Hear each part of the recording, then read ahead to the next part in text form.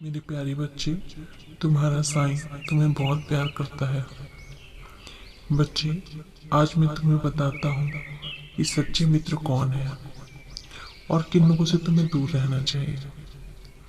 जो लोग भगवान की चर्चा किंचित मात्र भी नहीं करते या ऐसा करने के लिए प्रोत्साहन भी नहीं देते और इसके विपरीत सांसारिक बंधनों को दृढ़ करने के लिए असत्य, अन्याय व अहित को प्रोत्साहन देते हुए धर्म मार्ग से तुमको विचलित करने के लिए परिश्रमशील है।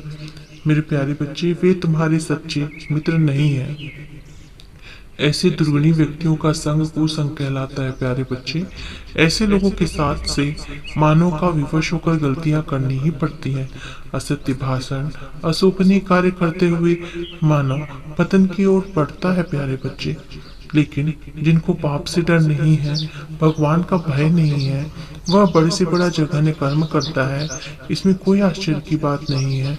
जिनमें पाप का भय है, ईश्वर का भय है, उन्हीं का संग सत्संग है। प्यारे बच्चे, जिनमें ये दोनों गुण किंचित नहीं है, उनका संग दुस्संग है, क्योंकि वह तुम्हें सदैव गलत राह पर ले जाएंगे। अतएव साधक को सत्संग के लिए हमेशा ललायित रहना चाहिए। प्यारे बच्चे, इस प्रकार से करने से उसकी इच्छा शक्ति उसको सत्संग उपलब्ध करा सकती है और सब कुछ दिला सकती है। प्राप्य हो या अलभ्य हो, सत्संग ही करना चाहिए, सदैव करना चाहिए, उसको प्राप्त करना चाहिए। शाश्वत आनंद के लिए कामना करो प्यारे बच्चे, और उसको प्राप्त भी करो, मगर अशाश्वत और क्षणिक आनंद के लिए मन चलायमान है, ऐसा मत करो।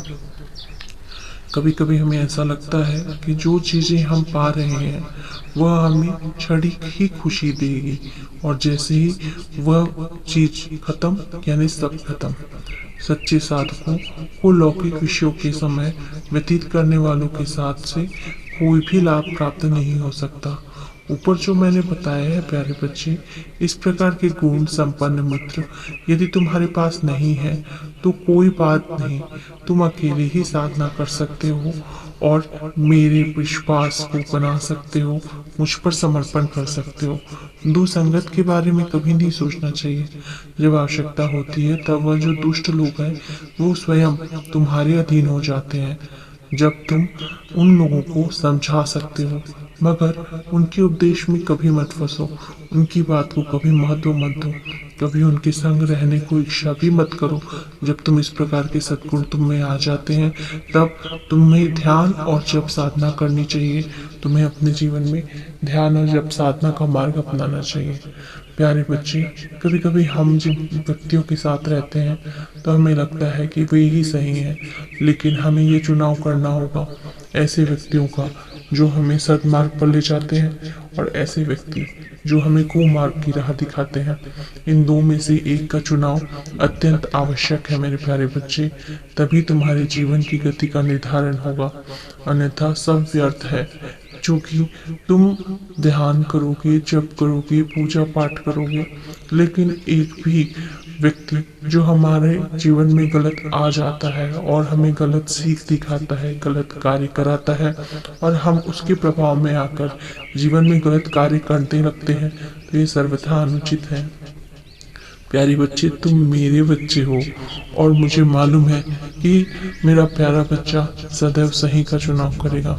इसलिए अपने जीवन में आने वाले सारे मित्रों को परखो, अपने आप को स्वयं को परखो कि तुम्हारे मित्र तुम्हें सदैव सही शिक्षा दे रहे हैं या गलत शिक्षा दे रहे हैं।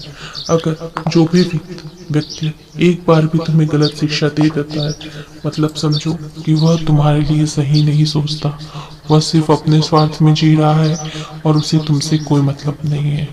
तो हमेशा तुमको ये ध्यान रखना चाहिए, और ये जो पूरी बातें जो मैं तुम्हें बता रहा हूँ वो मित्र के साथ साथ हमारे दैनिक व्यवहार के विषय में भी है। इसलिए प्यारे बच्चे, अब आज के बाद से इस चीज का सदैव ध्यान करो, आकलन करो कि कौन मित्र है, कौन संबंधी है जो तुम्हें सत व्यवहार, सत मार्ग पर ले जाना चाहते हैं, और कौन ऐसे व्यक्ति हैं जो तुम्हें कुमार्ग पर ले जाने की चेष्टा करते हैं।